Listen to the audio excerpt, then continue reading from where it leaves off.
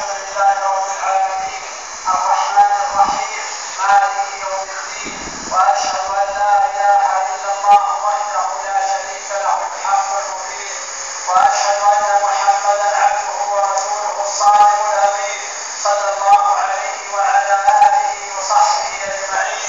أما بعد أيها المسلمون، لقد كان لرسول الله محمد صلى الله عليه وسلم عند ربه المكانة العلية والمنزلة السامية الجلية، فقربه واصطفاه، أسرى به ونجاه، ومن كل فضل حباه، وقرأ في ذلك والنجم إذا هوى، ما ضل صاحبكم وما غوى، وما ينطق عن الهوى، إن هو إلا وحي يوحى، علمه شديد القوى الآيات، صلى بالأنبياء ثم عرج به إلى السماء، ووصل إلى سدرة المنتهى ودنا، واقترب وراجع ربه في عرش الصلوات، وقال لموسى عليه الصلاة والسلام: قد راجعت ربي حتى استحييت منه.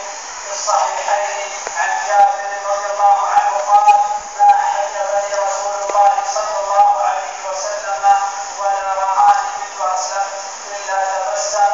أما زهده في الدنيا فحسبك تقلله منها وإعراضه عن زهرتها، وقد سيقت إليه بحذافيرها وترادف عليه فتوحها إلى أن توفي صلى الله عليه وسلم، وزرعه مرهونة عند يهودي في نفقة عياله، وهو يدعو يقول: اللهم اجعل رزق آل محمد قوتا. رواه مسلم ورواه البخاري ومسلم. وعن عائشة رضي الله عنها قالت: ما شبع رسول الله صلى الله عليه وسلم 3 أيام اتباعا من خبز حتى قبل. وقال أيضا: وقالت أيضا: ما ترك رسول الله صلى الله عليه وسلم دينارا ولا درهما ولا شاة ولا بعيرا. وقالت: كان فراشه من عدم وحشوه من لين. كل ذلك مخرج في الصحيحين. أما خوفه من ربه وخشيته وطاعته له وشدة عبادته فذاك شأن عظيم، يقوم الليل إلا قليلا، ويسمع لصدره عزيز كعزيز المرجل من البكاء، ويصلي حتى ترم أو ترتفع قدماه، فيقال له: قد غفر الله لك ما تقدم من ذنبك وما تأخر، فيقول: أفلا أكون عبدا شكورا. رواه البخاري ومسلم. قيام ليل، فقام ليلة فقرأ في ركعة سورة البقرة والنساء وآل عمران، ومع كل ذلك فإنه يقول: إني لأستغفر الله وأتوب إليه في اليوم أكثر من 70 مرة. عن عبد الله بن مسعود رضي الله عنه قال: قال لي النبي صلى الله عليه وسلم: اقرأ علي. قلت: يا رسول الله، أقرأ عليك وعليك أنزل؟ قال: إني أحب أن أسمعه من غيري.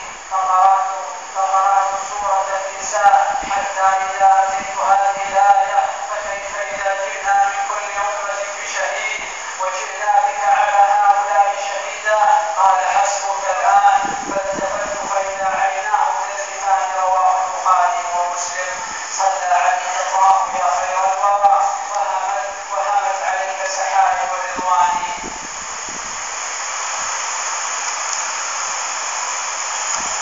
أما الجود والكرم والبذل والعطاء فإنه يعطي عطاء من لا يخشى الفقر، وكان أجود الناس بالخير وكان أجود بالخير من الريح المرسلة، وكان أعدل الناس وأعفهم وأصدقهم لهجة وأعظمهم أمانة. كان يسمى قبل نبوته بالصادق الأمين، وكان أشجع الناس لاف الشدائد والأهوال، وثبت وصمد لم يلد ولم يتزعزع. قال علي بن أبي طالب رضي الله عنه: كنا إذا حمي البأس واحمرت الحلق التقينا برسول الله صلى الله عليه وسلم، كما يكون أحد أقرب إلى العدو منه. أما أدبه وحياؤه فيقول أبو سعيد الخدري رضي الله عنه: كان أشد حياء من العذراء بفتحها، وإذا كره شيئا عرف في وجهه، لا يثبت نظره في وجه أحد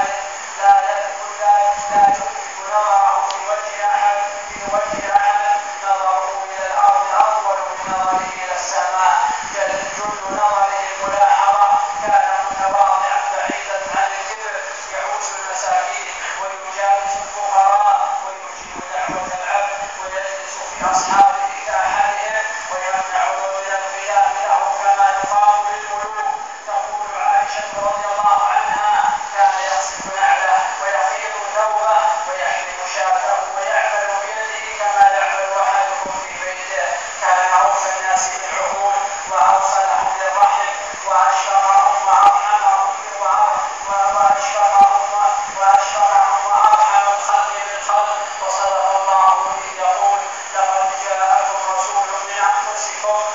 عزيز عليه ما عنتم حريص عليكم بالمؤمنين رؤوف رحيم. إنها الرحمة التي جمعت له قلوب الخلق، فإما رحمة من الله لنت لهم، ولو كنت فظا غليظ القلب لانفضوا من حولك. نصف في المعشر وتبسمه